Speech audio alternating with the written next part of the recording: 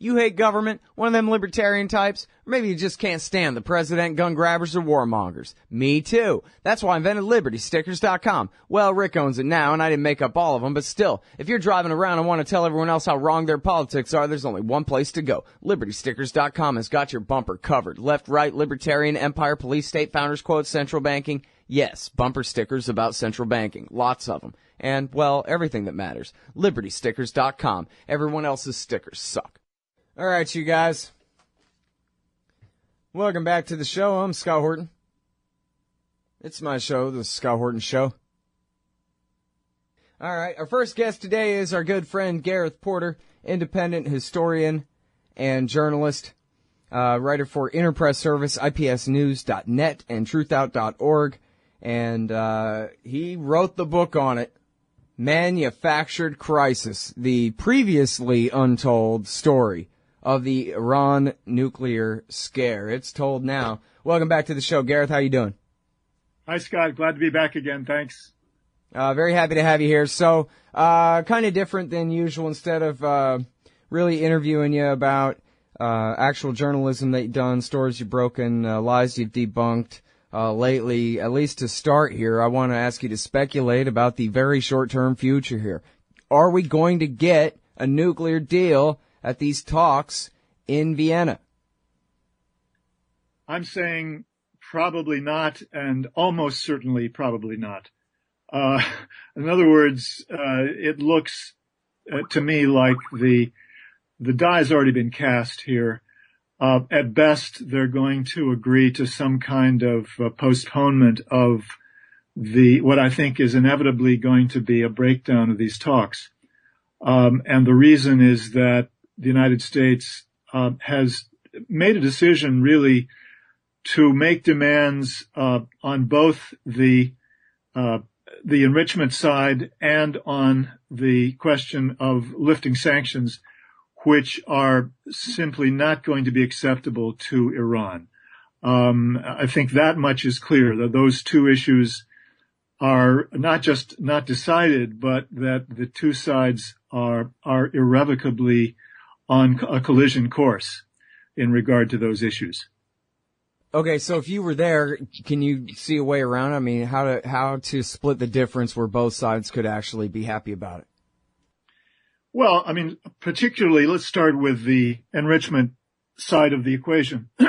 There's no doubt in my mind that this is very clearly a case of the Obama administration adopting a diplomatic position that has nothing to do with the national security of the United States. It has nothing to do with whether or not Iran is going to get a nuclear weapon.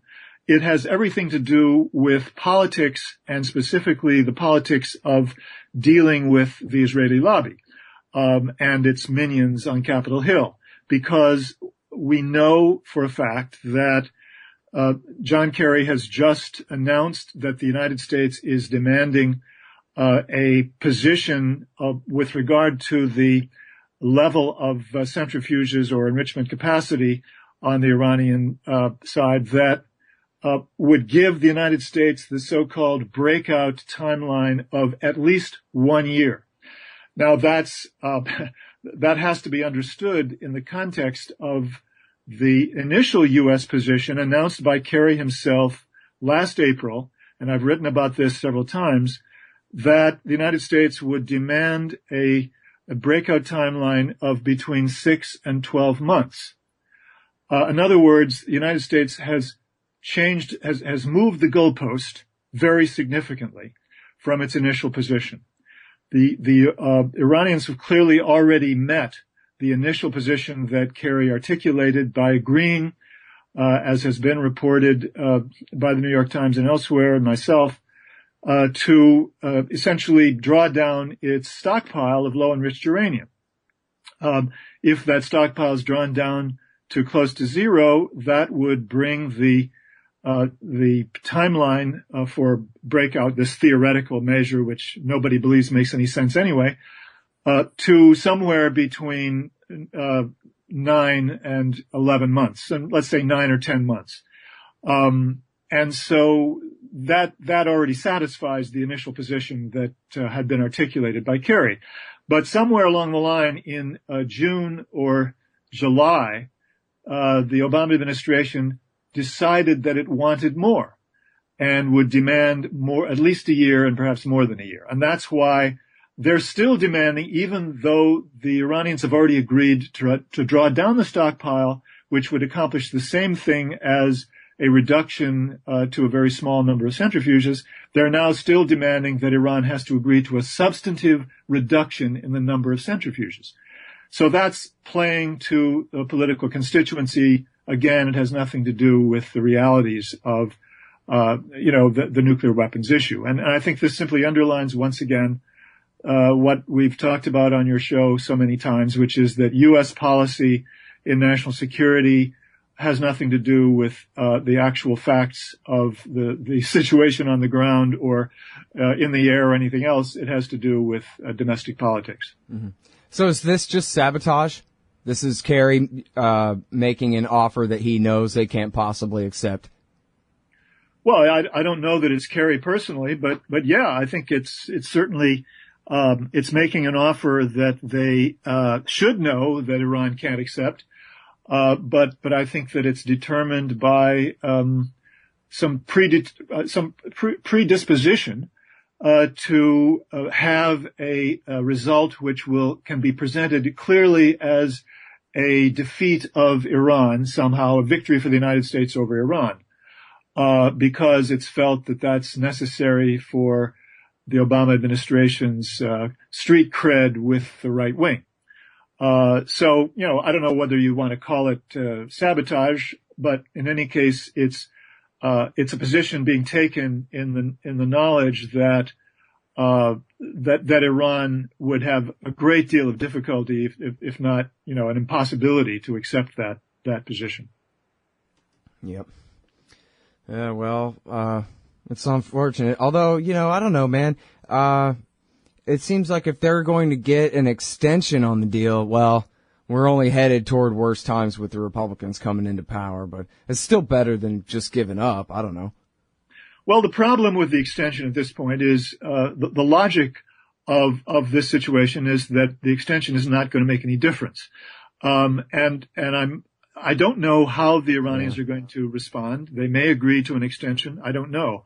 But I think that they have to be aware that there are dangers lurking in agreeing to an extension for the Hassan Rouhani government itself.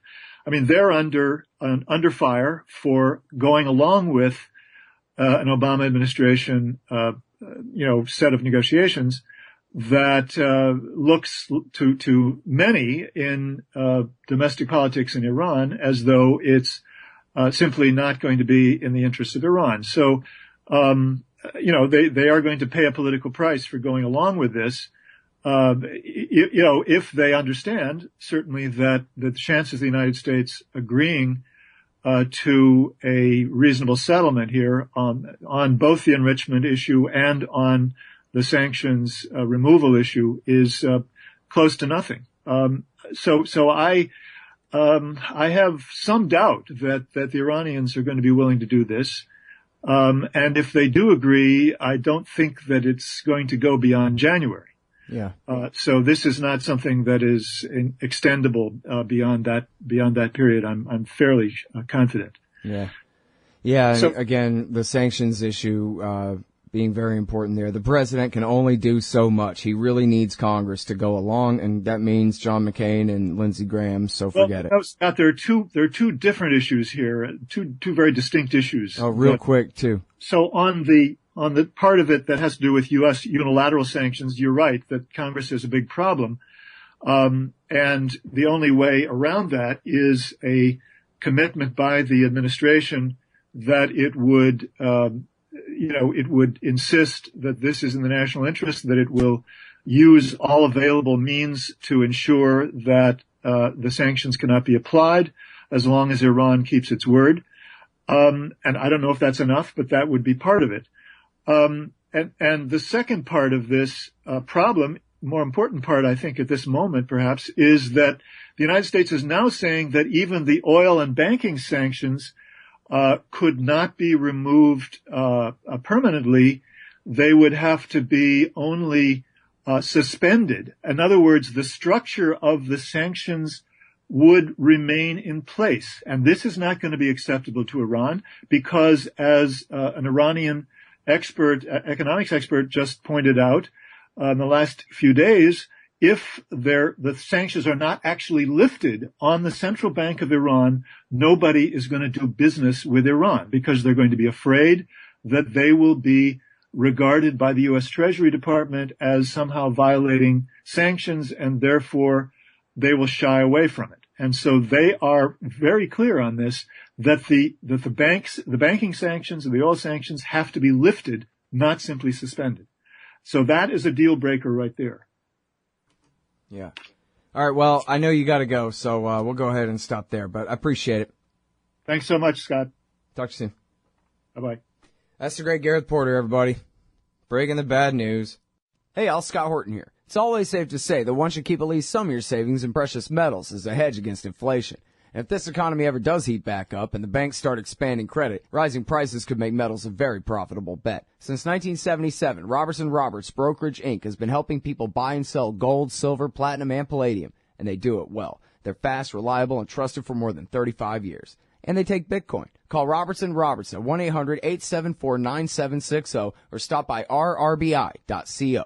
Hey, Al, Scott Horton here for The Future of Freedom, the monthly journal of the Future Freedom Foundation at fff.org/subscribe. Since 1989, FFF has been pushing an uncompromising moral and economic case for peace, individual liberty, and free markets. Sign up now for The Future Freedom, featuring founder and president Jacob Hornberger, as well as Sheldon Richmond, James Bovard, Anthony Gregory, Wendy McElroy, and many more. It's just $25 a year for the print edition, $15 per year to read it online. That's fff.org/subscribe. And tell them Scott sent you.